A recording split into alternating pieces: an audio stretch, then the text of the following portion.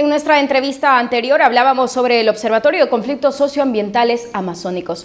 Pero, ¿qué debemos hacer para que estos conflictos socioambientales en todo el país se detengan, se prevengan? Para esto nos acompaña un especialista en el tema. Él es Sandro Macasi. ¿Cómo está? Bienvenido a Enlace Nacional. Gracias a ti, Dani. Bien, normalmente los medios de comunicación difundimos las noticias de los conflictos sociales cuando ya las papas queman, ¿no es así? Bueno, algunos medios como nosotros, por ejemplo, Enlace Nacional, siempre advertimos, vamos avisando, vamos señalando al gobierno, a diferentes instituciones, que hay una pequeña diferencia, unos pequeños conflictos en algunas regiones. Pero, ¿qué hacer para prevenir estos conflictos sociales? Usted es un especialista en el tema, ¿qué hacemos? En primer lugar, yo diría que la prevención aunque suena cliché, es un problema de todos, pero es competencia del gobierno, ¿no? ¿Por qué? Porque los medios de comunicación también están llamados a presionar, a sacar el tema, a visibilizarlo, a buscar que las instituciones intervengan a tiempo al principio, ¿no? El gobierno, digamos, los últimos gobiernos ha atendido a la administración de la crisis, es decir, ha visto los conflictos solo en el momento que estos estallan, que se convierten en violentos, en acciones de fuerza, pero no ha tenido, digamos, un enfoque preventivo. Esto viene cambiando, ¿no? De alguna manera, en el gobierno anterior, al final del gobierno anterior, se conformó en una unidad especializada en la PCM. Este gobierno lo ha reforzado, lo ha ampliado, han surgido unidades de prevención en otros organismos, en la Autoridad Nacional del ANA, en el Ministerio del Ambiente. En general, el Estado poco a poco está desarrollando una institucionalidad que todavía es inicial, todavía algunas de estas unidades tienen un enfoque más político de la solución de conflictos, pero yo creo que el camino está trazado con todas sus dificultades y sus piedras. Sin embargo, vemos, por ejemplo, este conflicto de Cañaris. Este conflicto de Cañaris, bueno, viene muchos años atrás, el reclamo de la población, ¿no es así? Pero ya en diciembre, octubre del año pasado, Enlace Nacional, por ejemplo, siempre íbamos anunciando que el presidente de esta comunidad y las comunidades vienen pidiendo una mesa de diálogo con el gobierno. Sin embargo, siempre se ha ido pateando, digamos, el tablero, ¿no? Y llegan a estas cosas, bueno, del tema de enfrentamientos. Sí. O sea, pero, digamos, no está actuando en ese aspecto el Estado. Se vienen implementando la Oficina de Diálogo y Sostenibilidad a cargo de Vladimir Oguaro, pero entonces no hay trabajo ahí, o ¿por qué se ven entonces estos conflictos? Ahora, muchos de los conflictos medioambientales que tienen relación con temas de inversiones mineras son de competencia del Ministerio de Energía y Minas, y son ellos los que debieran intervenir en una etapa temprana. La PCM interviene, la Oficina de Diálogo y Sostenibilidad, cuando estos conflictos ya han escalado o cuando los actores demandan su intervención, sea porque quieren negociar a alto nivel, o sea porque desconfían de los ministerios o unidades encargadas que están administrando. Entonces usted dice que el Ministerio de Energía y Minas no está cumpliendo con su trabajo, con su función. A ver, le explico desde mi punto de vista cuál es la dificultad. Bien. El mandato de Energía y Minas es promover inversiones, ¿no? Y lo que ellos tratan es de que haya más inversiones en menor tiempo posible. ¿A todo costo social? Ese es su objetivo, esa es la razón de ser de Energía y Minas, ¿no? Ahora, ¿qué sucede?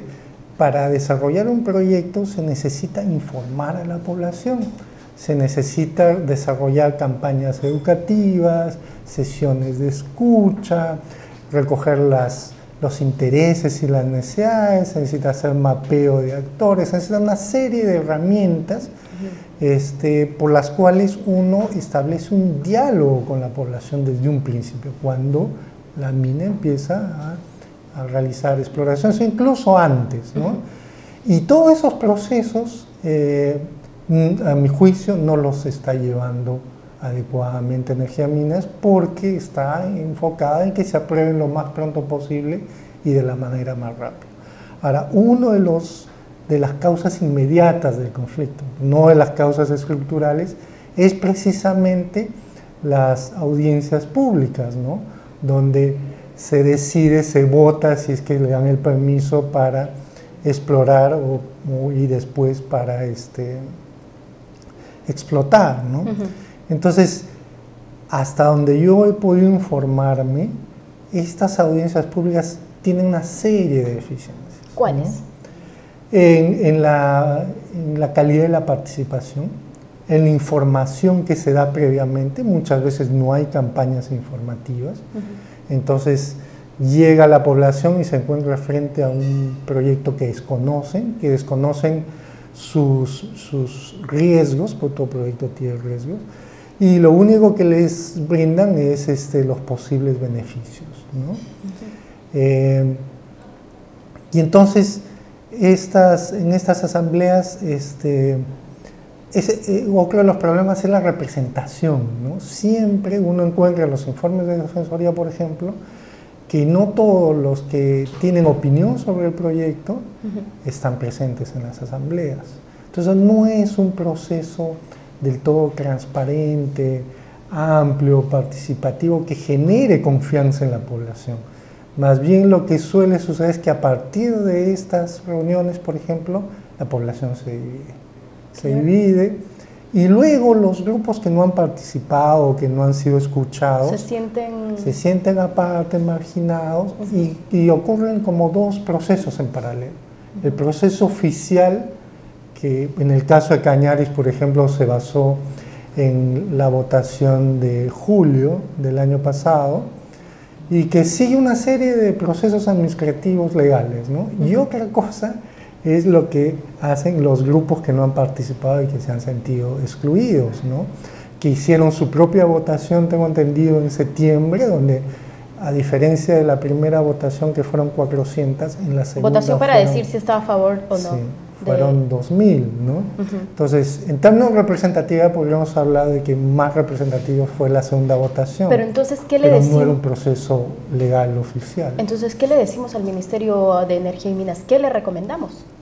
Lo que debe hacer el gobierno en general es revisar los procesos y procedimientos, ¿no? Y establecer un protocolo mucho más claro y más cuidadoso respecto a la participación de la población. Hay un protocolo que está colgado en la página web de Energía y Minas, que es un protocolo muy general, ¿no? Y que habla de que hay que difundirlo, pero no siempre se difunde, o uno puede difundirlo en una emisora y no tiene peso. O sea, lo importante es que no se logre el objetivo, que es que la población esté informada. Bien, eso es lo importante, información a la población, consultar a la población. Pero ya, por ejemplo, ya para finalizar, estamos con el tiempo. ¿Qué nos avisora Cañaris, Minsura en Tacna, por ejemplo, y otros conflictos sociales que están latentes en la selva, en la sierra, de todo nuestro país? Yo creo que el gobierno está, digamos, tratando de salir de este encrampe, ¿no? Uno de los temas es la consulta previa y sus dificultades, y el otro es el nuevo sistema para la evaluación del impacto ambiental, ¿no? Los EIAs. Los EIAs, ¿sí? Y yo creo que es el modelo que se viene implementando en Espinar, ¿no? Que es un modelo participativo, dialogante, etc. Pero parece que no es de consenso de todos los sectores, ¿no? Como te repito, lo que es de competencia del Ministerio de Energía y Minas tiene una metodología que ya viene trabajándose desde hace más de una década, y ahí ha variado poco la forma como enfocan, ¿no? A mí me preocupa en especial que cualquier conflicto que surge tratan de deslegitimar la demanda, a los líderes y a las personas que viven ahí, ¿no? Y eso internacionalmente se ha comprobado que genera polarización y radicalización. Entonces, de alguna manera, el crecimiento de estas posiciones radicales, posiciones no personas, es también respuesta de la forma en que el Estado viene abordando los conflictos. Bien, muchísimas gracias por todas estas informaciones, ¿no? Y estas precisiones que nos ha dado. Muchas gracias por estar aquí en Enlace Nacional. Amigos, estuvimos conversando con Sandro Macasi, especialista en comunicación preventiva de conflictos sociales. Nosotros nos vamos a una pausa y regresamos con más.